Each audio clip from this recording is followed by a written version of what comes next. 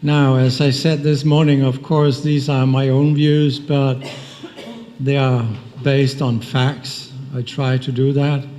We can have three main perspectives on the use of force in psychiatry, and I will use antipsychotics as an example because that is the type of drug that is likely most commonly used in force treatment. We can look at it in a scientific fashion. Does force do more good than harm?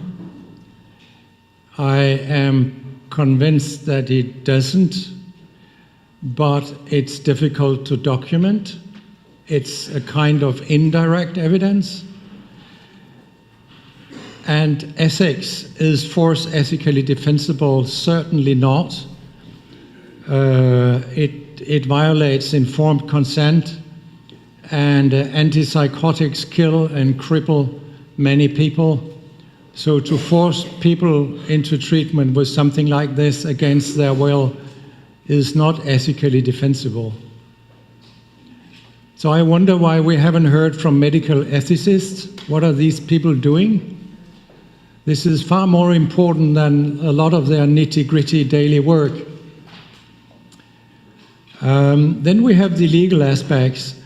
There are international declarations that forbid us to have forced treatment in psychiatry, but they are being ignored. And if laws are unjust, we simply must change them. It's very simple. So I believe we cannot defend forced treatment scientifically, ethically, or legally. First of all, what about the benefits versus harms? As Bob Whittaker said, these drugs are not specific in any way, and the placebo-controlled trials are highly flawed. You have heard a lot about this. Lack of blinding, cold turkey in the placebo group creates a lot of harm. And despite all these flaws, the effect in recent submissions to the FDA of these newer agents like olanzapine, risperidone, and drugs like that, what you found in these submissions was an effect compared to placebo of 6 points on the positive and negative syndrome scale. And what is the bare minimum difference people can perceive as a change? That is 15 points. So like with the Hamilton Depression Score, what you see with these newer drugs is less than what people can barely perceive. And what people can barely perceive as a change, is that clinically relevant? I don't believe it is. If you can see light for the end of a tunnel, you can say, yes, I can see light for the end of the tunnel, but I still can't read my newspaper because it's too dim. And please consider that the diagnosis can be wrong in more than 50% of the cases.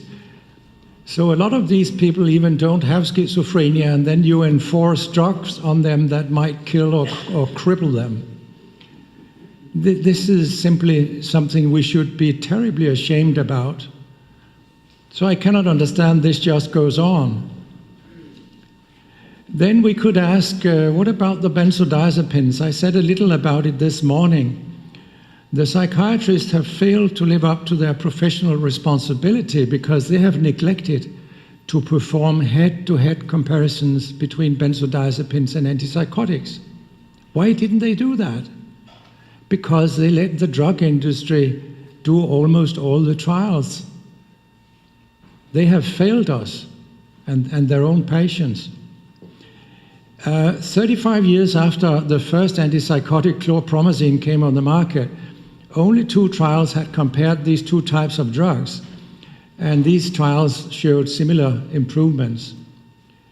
There are now more trials, and a Cochrane review that showed that sedation occurred more often on benzodiazepines. That was 14 trials. They weren't of any high quality, but if the psychiatrists feel they are not good enough, they have an even more compelling reason to do them well enough. So perhaps we could get rid of antipsychotics altogether.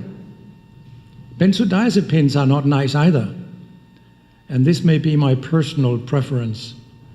If I were to receive anything, I would definitely prefer a benzodiazepine and not an antipsychotic. These are horrible drugs. I can see some people in the audience who have tried both. They are nodding. You can call this anecdotal. That's up to you. There is a huge but deeply flawed Cochrane review. It reviewed chlorpromazine against placebo for schizophrenia. There were 5,500 patients.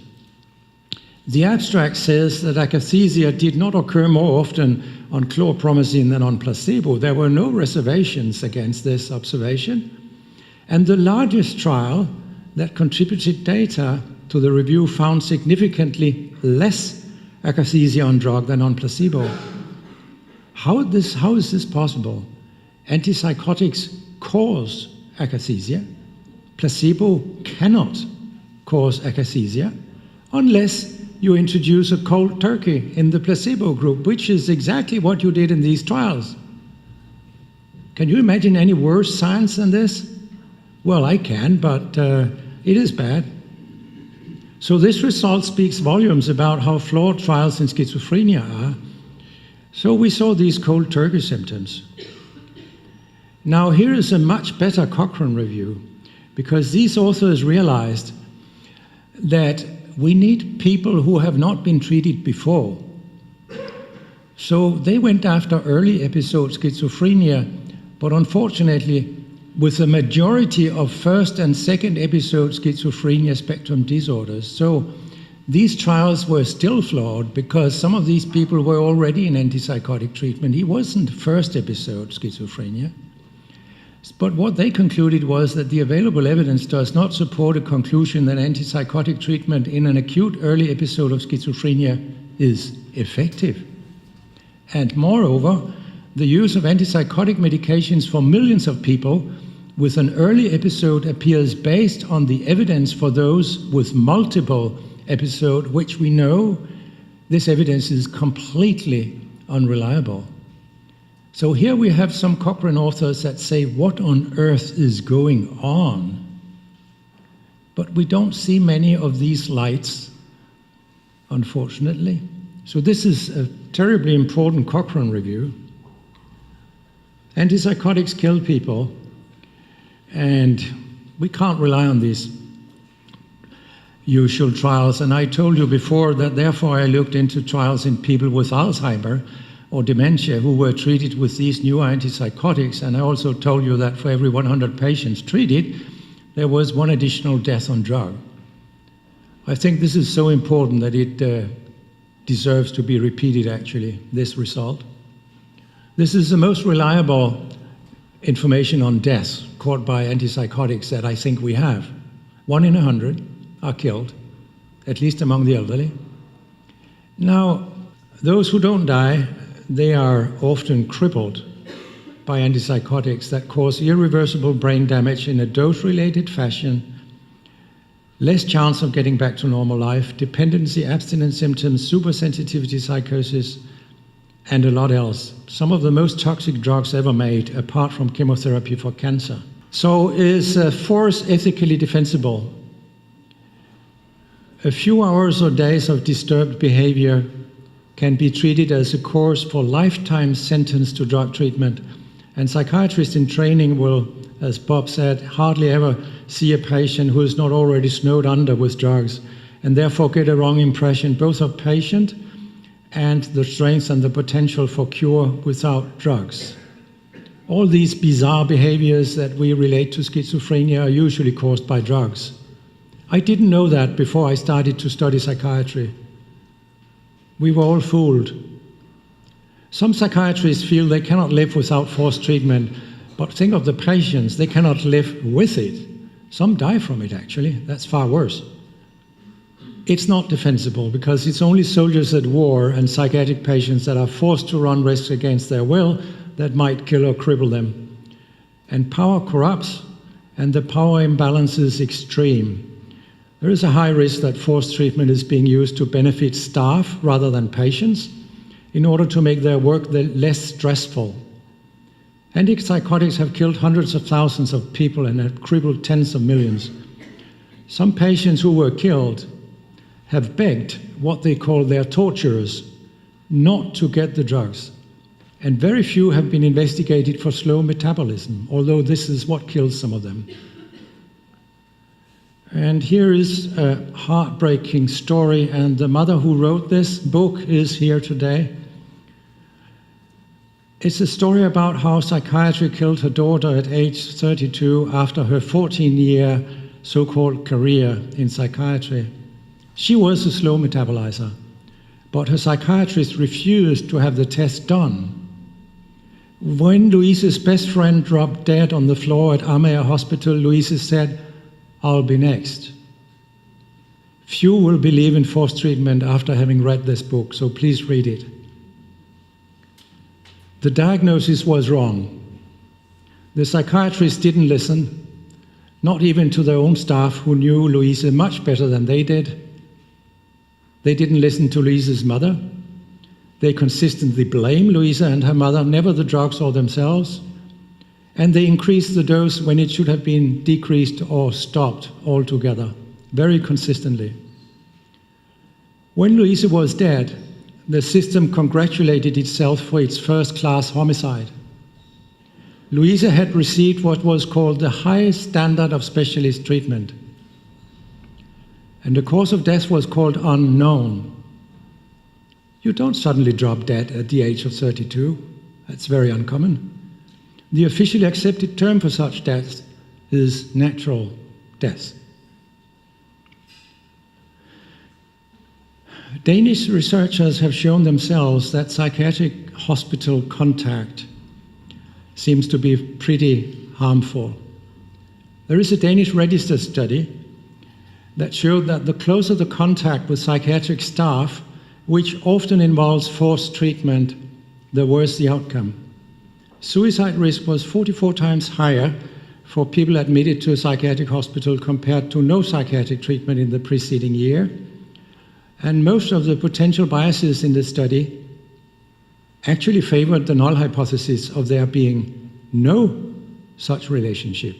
Of course, you would expect that people who are more ill gets more admitted to hospital and therefore commit suicide. But actually the biases in this study went the other way around, most of them.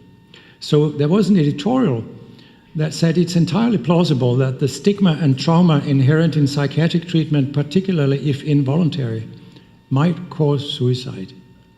This is what the patients know, that when you take the last hope from a patient, that now we are going to put you in belts and force drugs into you that you are afraid of getting, and at the same time perhaps telling people this is a disease you will have for the rest of your life, and you will continue with these drugs for the rest of your life.